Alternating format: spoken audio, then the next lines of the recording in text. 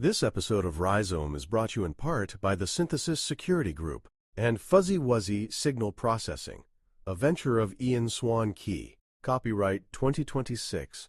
All rights reserved.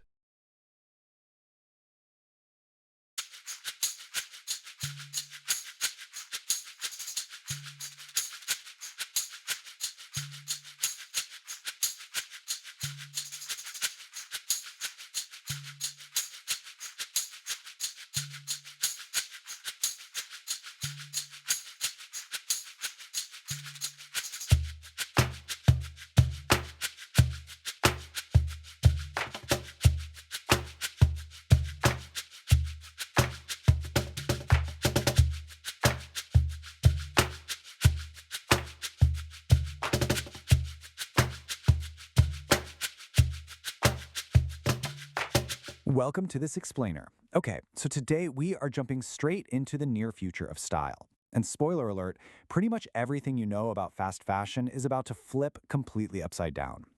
We're going to decode the aesthetic timeline from 2026 all the way to 2030.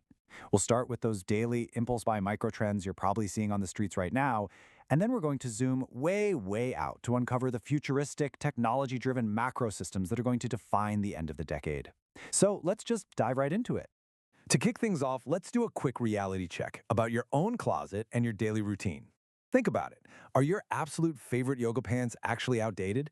Have you ever stopped to consider what your natural hair length and texture naturally want to do, rather than what you kind of force them to do with heat and a dozen styling tools every morning? I want you to really treat this explainer as a highly personalized consultation. The trends we're about to unpack aren't just abstract runway concepts. They are actively shifting the very foundation of how we present ourselves every single day. All right, let's get into Section 1, the 2026 hair divergence.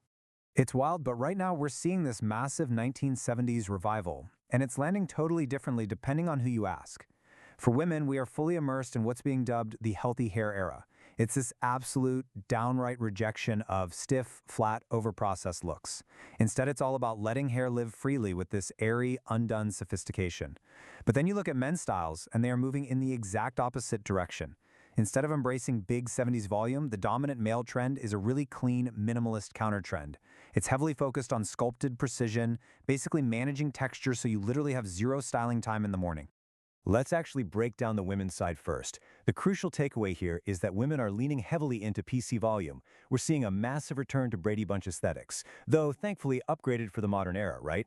Think shaggy bobs and the Bixie, which is this brilliant mashup of a pixie and a bob.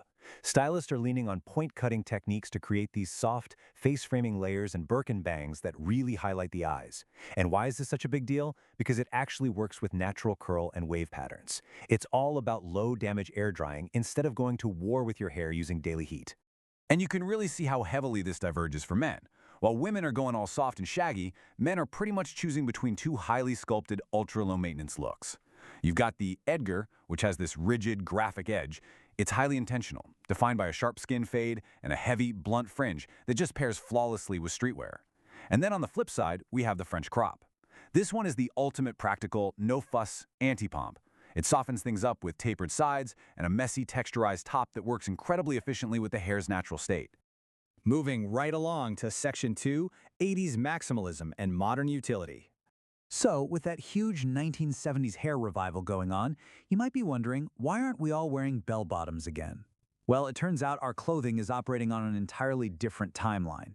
We are literally layering that soft, romantic 70s hair directly on top of loud, broad-shouldered 1980s maximalism.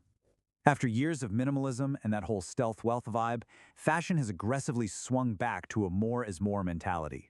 We're talking big skirt energy, clashing brights, and oversized tailoring. It's an incredibly striking aesthetic where your hair is airy and free, but your clothing acts as this structured, high-utility armor. Which brings us right back to the question I asked you at the very beginning. Are your yoga pants outdated? The good news is, no, your leggings are absolutely safe. But the way we wear them has to evolve. That ultra-casual default of just tossing on thin leggings with a lazy hoodie? Definitively out. Heavy distressing and those loud neon matchy-matchy sets are also out. To keep your activewear feeling current, you really have to play with proportion. It's about embracing wide leg and flare silhouettes and treating them as a highly intentional base layer. Try pairing high-compression matte fabrics with those structured 80s blazers, refined boots, or loafers. It's basically about making comfort look totally deliberate. Okay, Section 3, the global fashion power shift. Let's zoom out from our daily outfits for a second and look at the global stage, because the epicenter of fashion influence is rapidly decentralizing. The power dynamics of who dictates what we wear are shifting in a massive way. For a century, Paris and Milan were the undisputed kings, and they still are, but today they act more like the museums. They set the tonal agenda, they curate haute couture and preserve heritage, but the actual laboratory where daily style is evolving, that has moved east to cities like Seoul, Tokyo, and Copenhagen. Fun fact here, Seoul's fashion dominance is so intertwined with K-pop that music label debuts now actively dictate global tailoring trends. They're driving these incredible innovations like gender-fluid tailoring, liquid metallics, and modular techwear with zip-off parts. It just proves that what succeeds in the functional streets of Seoul today inevitably ends up on the runways of Milan. This takes us to Section 4, the 2027 pivot to craft. As we push our timeline forward into late 2026 and early 2027, all that loud 80s nostalgia completely shifts toward a really grounded, deep desire for authenticity. Fall 2026 is defined by this idea of soft power, balancing bold colors like chartreuse and deep purples, along with 80s structure against really emotional, tactile, oversized knits. But as we pivot into spring 2027, the industry embraces this beautiful ode to craft. We trade in those bold neons for nature-inspired palettes of dusty pinks, sage, and lavender. It's suddenly all about garments that look like they have a genuine story, featuring organic wood grain textures, hand-finished embroidery, and visible, slow-crafted stitching. Out on the streets, this translates to a super sophisticated high-low mix. Aggressive distressing? Completely out. Instead, people are pairing artisanal, handcrafted knitwear with modern streetwear foundations. For footwear, the chunky, aggressive sneaker is cooling off, and it's being replaced by beaded kitten heels for an elevated look, or, my personal favorite, the Sneakerina. And yes, it's exactly what it sounds like, a ballet flat and active shoe hybrid for everyday comfort. Even hair gets an upgrade here. Those messy shags of 2026 evolve into polished, fluffy 90s supermodel bobs. Plus, the painterly balayage highlights we've seen for literally years are replaced by rich, healthy, monochrome uniform hair colors. And finally, we arrive at Section 5, the 2030 systems era. Now let's just abandon the microtrends entirely. As we approach the end of the decade, the conversation radically shifts from what we are wearing to how we interact with our wardrobes. Because let's be honest, trying to predict a specific lapel width or trouser cut for 2030 is a complete fool's errand. The fast fashion impulse buy model, which is driven by these highly volatile social media cycles, is hitting a massive wall. The future of style simply isn't about chasing the next fleeting look anymore. We're already seeing this unified progression toward the future. We start today with intentional dressing. We're migrating toward capsule mindsets and investing in premium basics rather than cheap volume. Then by 2028, regulations and consumer demand are going to force the industry into a true circular economy. We'll be utilizing regenerative fibers, where reuse and integrated repair programs just become the standard, and by 2030, we fully enter the era of the AI wardrobe.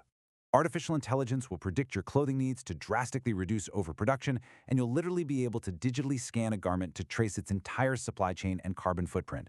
Transparency is going to become the ultimate luxury status symbol. So how do you actually adapt to all this? To future-proof your style, you need a solid strategy. First, prioritize longevity. Buy fewer pieces for sure, but ensure they are built to last. Second, invest in utility. The industry is pouring a ton of R&D into tech-infused fabrics that look just like natural materials, but are highly breathable and climate adaptive. And finally, choose agnostic silhouettes. Forget chasing slim or baggy fits. Embrace soft tailoring that allows for natural movement. Think of a jacket that has the sharp structure of a blazer, but the literal comfort of your favorite hoodie. Because as these rapid-fire trend cycles burn themselves out, the absolute smartest thing you can do for your style, your wallet, and honestly the planet is to shift your perspective. Stop looking for silhouettes and start looking at systems. So, as we say goodbye to the era of mass overproduction, I want to leave you with one final question to fundamentally challenge how you look at your closet. The next time you go shopping, I want you to ask yourself, are you just buying a fleeting trend, or are you investing in a system? Thank you so much for joining me on this explainer, and I really hope this helps you dress with a whole lot more intention tomorrow.